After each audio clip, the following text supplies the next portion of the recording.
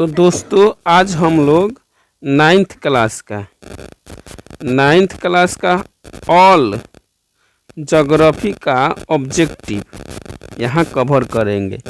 तो सभी दोस्तों से मेरा अनुरोध है कि आप लोग इसे ज़रूर से ज़रूर देखें, मिस ना करें और इस वीडियो को लाइक करिए, चैनल को सब्सक्राइब करिए और अपने दोस्तों के पास शेयर करिए। ठीक है, तो चलते हैं पहला क्वेश्चन के साथ। पहला क्वेश्चन है हम लोगों का आज का, निम्न में से कौन, क्वेश्चन है निम्न में से कौन सी चोटी भारत में स्थित नहीं है, जो भारत में नहीं है। तो माउंट एवरेस्ट। माउंट एवरेस्ट कहाँ है भाई? नेपाल में है। कहाँ है माउंट एवरेस्ट? नेपाल में है और बाकी सब भारत में है। K2 भारत की सबसे ऊंची चोटी K2 काडविन ऑस्टिन इसका नाम है। और नंदा देवी उत्तराखंड की सबसे ऊंची चोटी है, उत्तरांचल की। अगला क्वेश्चन है, बिहार के उत्तर पश्चिम किनारे पर हिमालय की कौन सी श्रेणी है? बिहार के उत्तर पश्चिम किनारे पर, ठीक है, तो उसका नाम है शिवालिक। लघु हिमालय भी कहते हैं इसको, शिवालिक। अगला क्वेश्चन, आगे चलते हैं हम लोग। हिमालय, अगला क्वेश्चन है कि हिमालय के निर्माण में कौन सा सिद्धांत सर्वमान्य है? तो हिमालय का निर्माण जो प्लेट विवर्तनिकी सिद्धांत सर्वमान्य है, प्लेट विवर्तनिकी सिद्धांत। अगला क्वेश्चन है, भारत का सबसे प्राचीन भूखंड कौन है? भारत का सबसे प्राचीन भूखंड तो विशाल मैदान। अगला क्वेश्चन है, माउंट एवरेस्ट की ऊंचाई कितनी है?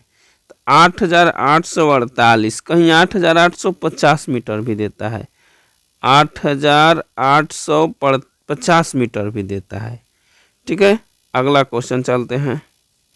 अगला क्वेश्चन है कि लक्ष्मी सागर झील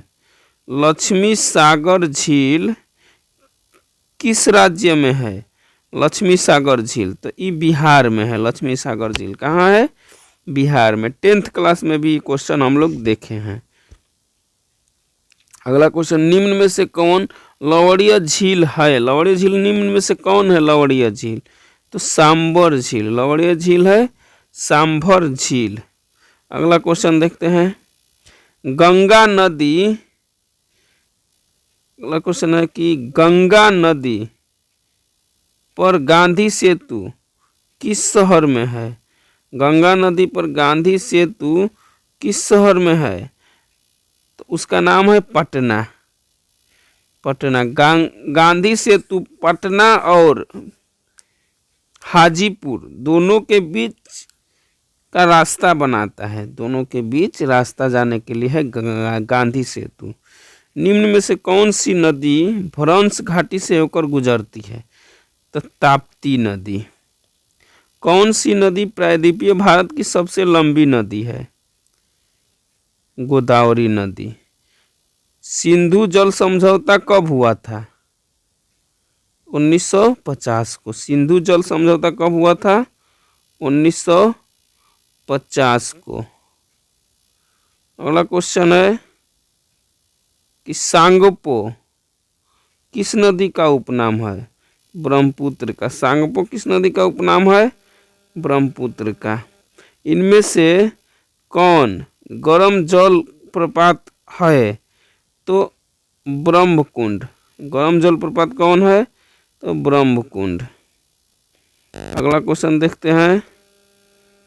अगला क्वेश्चन है कि कोसी का उद्गम स्थल, कोसी का उद्गम स्थल कौन है जी? कोसी का उद्गम स्थल गोसाई धाम। कोसी का उद्गम स्थल कौन है? गोसाई धाम। लई है, उल्टा हो गया है। अच्छा, इसको भी देख लेते हैं हम लोग। कोसी का उद्गम स्थल पहले बताइए। गोसाई धाम।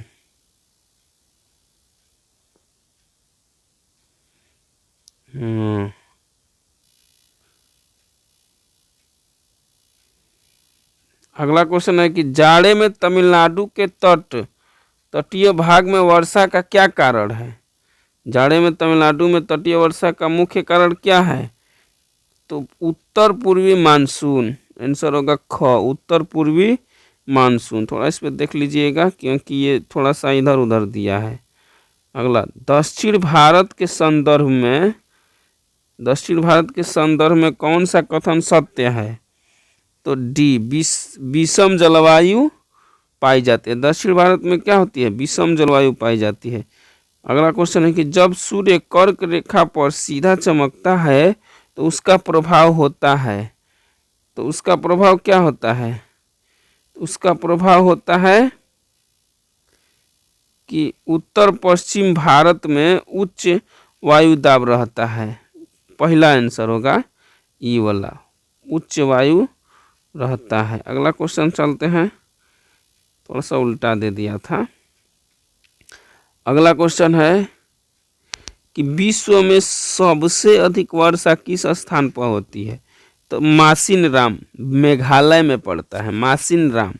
अगला, मई महीने में पश्चिम बंगाल में चलने वाली धूल भरी आंधी को क्या कहते हैं? तो क्या कहते हैं जी? काल बैसाखी। भारत में दक्षिण पश्चिम मानसून का आगमन कब होता है? भारत में दक्षिण पश्चिम मानसून का आगमन कब होता है? तो एक जून को, 1 जून को। जाड़े में सबसे ज़्यादा ठंडा कहाँ पड़ता है? खिलनमर्ग, खिलनमर्ग।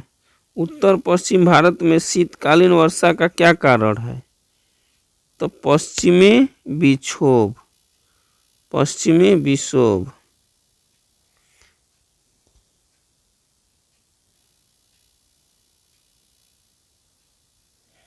अगला क्वेश्चन है कि भारत में जीव संरक्षण अधिनियम कब लागू हुआ? तो भारत में जीव संरक्षण अधिनियम 1972 को लागू हुआ। अगला क्वेश्चन है कि भरतपुर पश्चिम बिहार कहाँ स्थित है? भरतपुर कहेगा तो राजस्थान में, भरतपुर कहेगा तो राजस्थान में। अगला क्वेश्चन है, भारत में कितने प्रकार की वनस्पति प्रजातियां पाई जाती है? तो लगभग में 89,000 वनस्पतियां की प्रजाति पाई जाती है।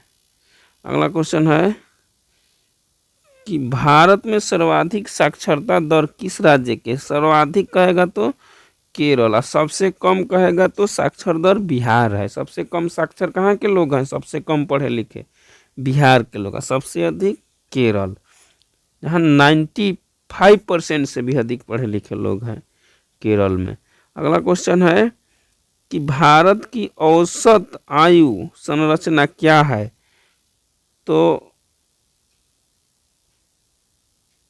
64.9 वर्ष।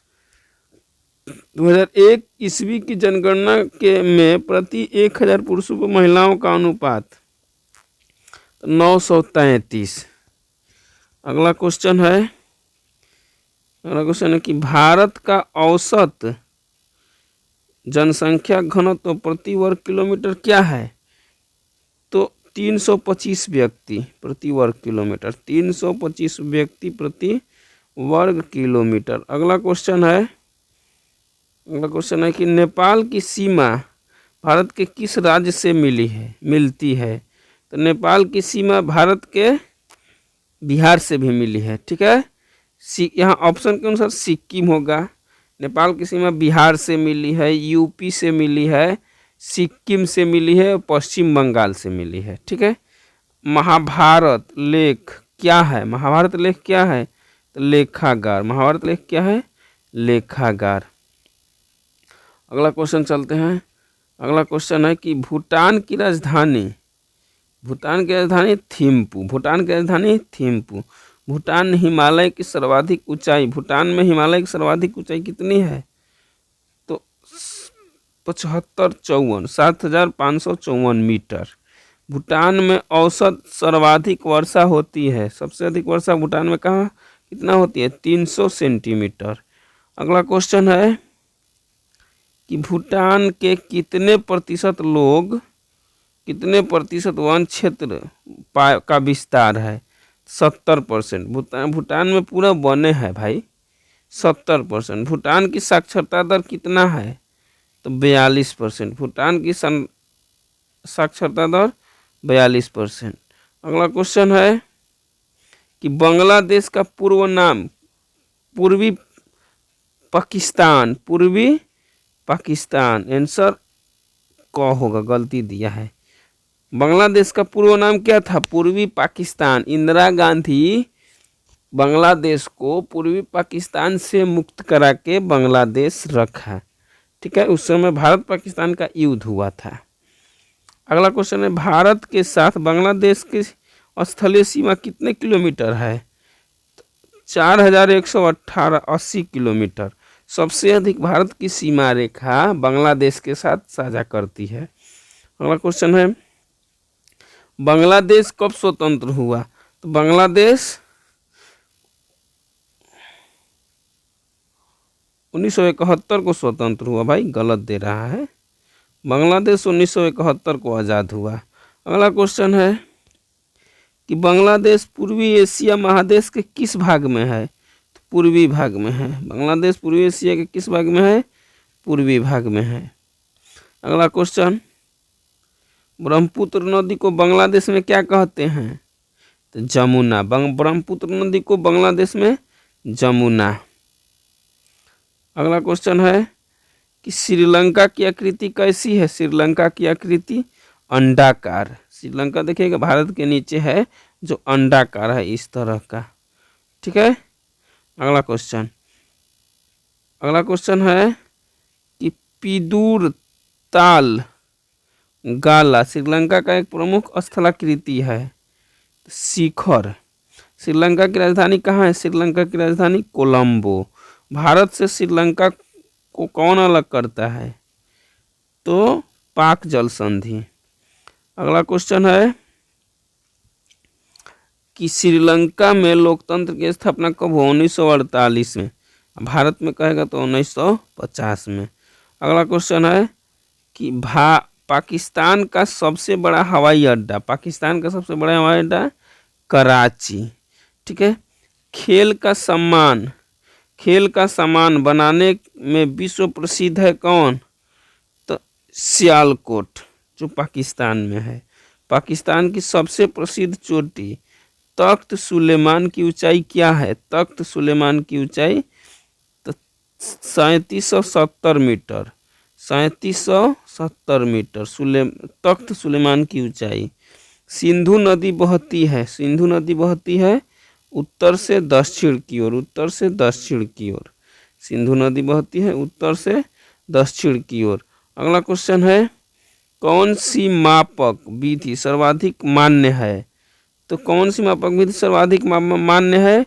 निरूपक भिन्न। अगला क्वेश्चन, मानचित्र की दूरी को मापने में कैसे जाना जाता है? तो मापनी का प्रकथन। अगला क्वेश्चन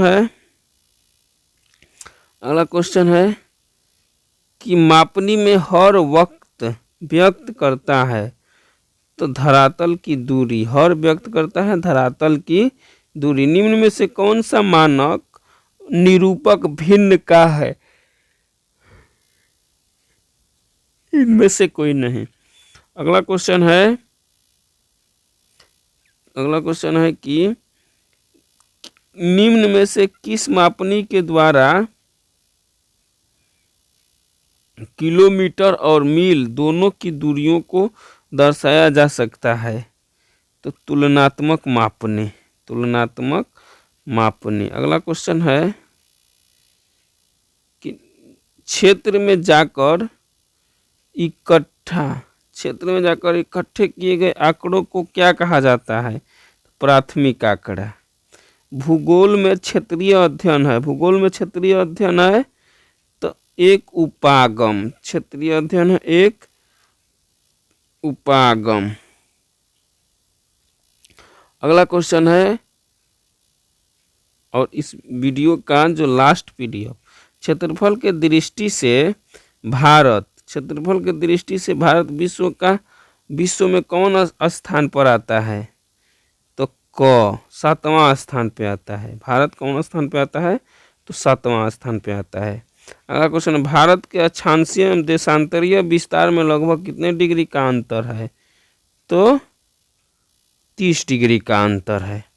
भारत की मानक मध्याह्न रेखा का मान कितना है? तो 82.5 डिग्री, यानी 82 डिग्री 30 मिनट, इसी को बोलते हैं 82.5 डिग्री। अगला क्वेश्चन है कि भारत की स्थलीय सीमा रेखा तटीय सीमा रेखा के लगभग कितनी बड़ी है? तो दुगुनी। भारत एवं चीन के बीच की सीमा रेखा का नाम, भारत चीन के बीच की सीमा रेखा का नाम मैकमोहन। भारत पाकिस्तान का कहेगा तो red line, red Cliff. Bharat Pakistan red Cliff, Bharat चीन मैकमोहन लाइन। इस प्रकार हम लोगों का यह समाप्त होता है। तो thank you for watching this video. Take care, bye bye.